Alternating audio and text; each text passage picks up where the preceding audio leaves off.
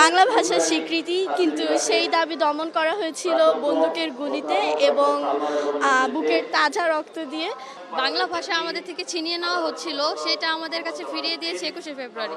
তো আমার কাছে 21শে ফেব্রুয়ারি অনেকটা নিরাপদ, আমার মায়ের মতো। 21-এর প্রশ্নে তো আসলে কেউ ভিন্ন মত হতে পারবে না। এই শহীদদের আত্মত্যাগেই তো এই বাংলায় কথা বলতে পারছি। এই প্রাপ্তি আসলে অন্যরকম একটা অনুভূতি।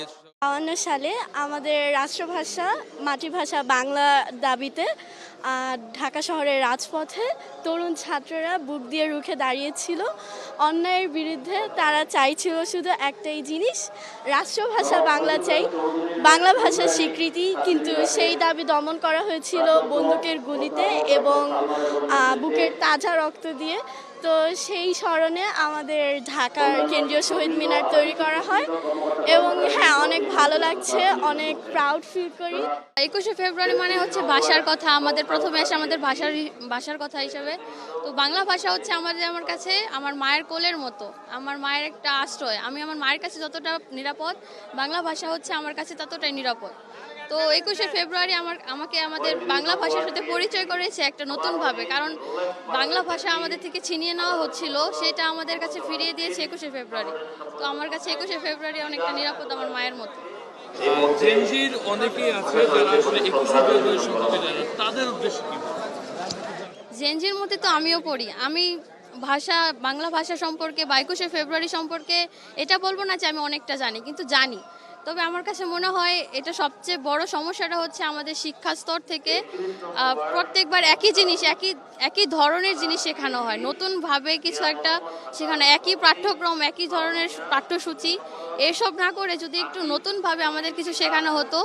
এই সালাম, বরকত, রফিক আমাদের জন্য আত্মত্যাগ করেছিল, আমরা এটাই মুখস্থ করে আসি ছোটোবেলা থেকে। কিন্তু একটু নতুনভাবে, নতুন আঙ্গিকে আমরা জেনজিরা সব কিছু একটু নতুন খুঁজি। তো আমাদের জন্য যদি ওইভাবে কিছু শেখানো হতো, তাহলে মনে হয় আমরা আরও উৎসাহপূর্ণভাবে এটা আরও শিখতে পারতাম বা জানতে পারতাম 21শে ফেব্রুয়ারি সম্পর্কে। আজ আন্তর্জাতিক মাতৃভাষা দিবস, আর আজকের দিনটা আমাদের সবারই স্মরণীয় একটি দিন। তো এই গত বছরের তুলনায় আমার মনে হয় এই বছর একটু মানুষজন কম, তারপরে সব মিলে ভালো লাগছে আজকের দিনটা, যে সবাই আসছে আর কি, সবাই শহীদদের স্মরণ করার জন্য আসছে। এই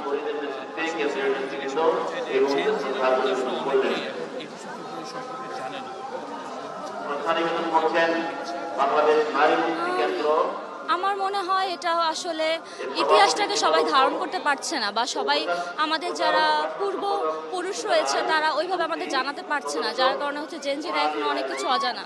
21-এর আসলে প্রেক্ষাপট বরাবরই একই রকম আমার কাছে, কেননা 21-এর প্রশ্নে তো আসলে কেউ ভিন্ন মত হতে পারবে না। এই শহীদদের আত্মত্যাগেই তো এই বাংলায় কথা বলতে পারছি। এই প্রাপ্তি আসলে অন্যরকম একটা অনুভূতি। 21-এর সাথে আমার মনে হয় যে অন্য কোনো বিষয়কেই প্রাসঙ্গিকতা করা যাবে না। তবে কালে কালে যারা আসলে ভাষার জন্য, দেশের জন্য প্রাণ দিয়েছেন, তারা বরাবরই বাংলাদেশের ইতিহাসে প্রাসঙ্গিক হয়ে থাকবেন এবং তারা আমাদের চেতনায়, মননে তারা সবসময় থাকবেন বলে আমার বিশ্বাস।